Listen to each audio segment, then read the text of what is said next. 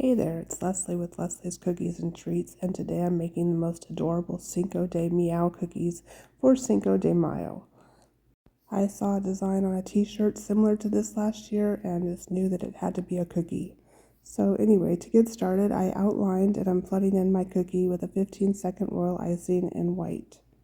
And I'm going to use a scribe to bring the icing out to the edges because it might actually be a little bit looser consistency than 15 seconds, and I don't want it to overflow. And once I'm done flooding all of these cookies, I will let them dry overnight, and then I will use a projector to transfer the design.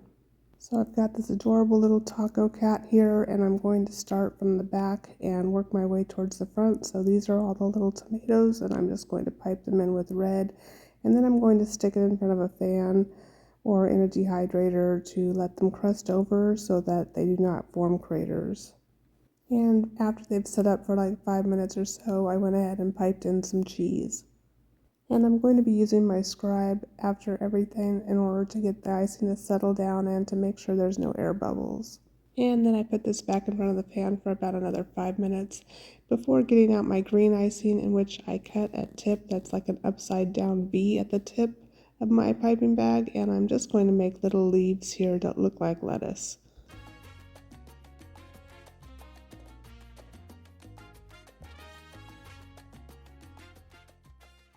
And back in front of the fan it goes. And now I'm going to start working on the cat. So I'm going to pipe in the ears and the tail with a yellowish color that I'm hoping will resemble a taco shell. And we'll pipe those in and put it back in front of the fan. And I didn't like the shape of my ear over here, so I'm going to take a slightly dampened paintbrush and brush some of it away. I'll go ahead and pipe the inside of the ears, and then we'll work on the tail. All of these small little tiny areas are going to be prone to getting craters, so it's important to put the cookie back in front of the fan or in a dehydrator and let these areas crust over before moving on with the rest of the cookie. But while I'm waiting, I can work on other Taco Cat Cinco de Meow cookies.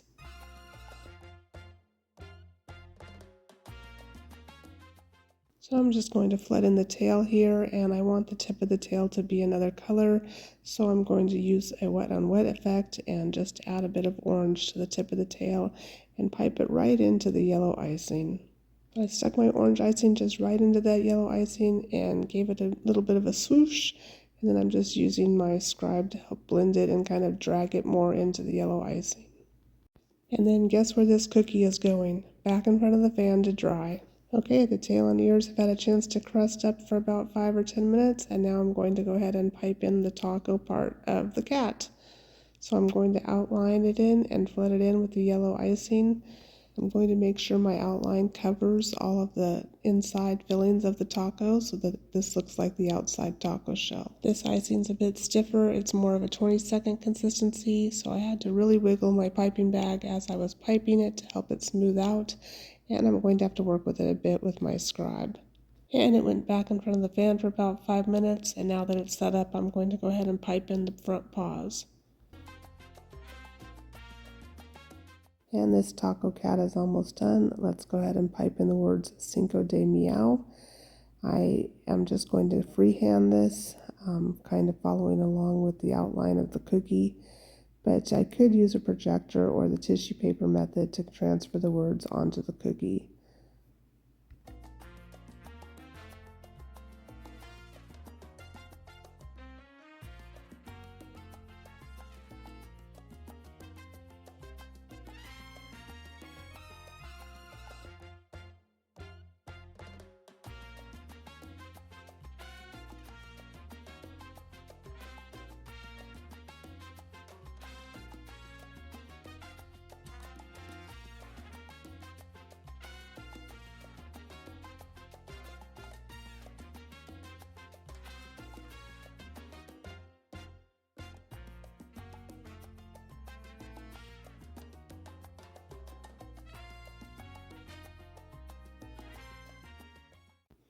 And now let's add the face to our little taco cat. So I just gave him 2 eyes and a nose, and I'm going to use my scribe to make sure there aren't any air bubbles and to help shape the nose, and then use an edible marker to give them some whiskers. So I let my cookie dry overnight, and then I decided that the taco shell needed to be kind of speckled because it didn't look much like a taco shell.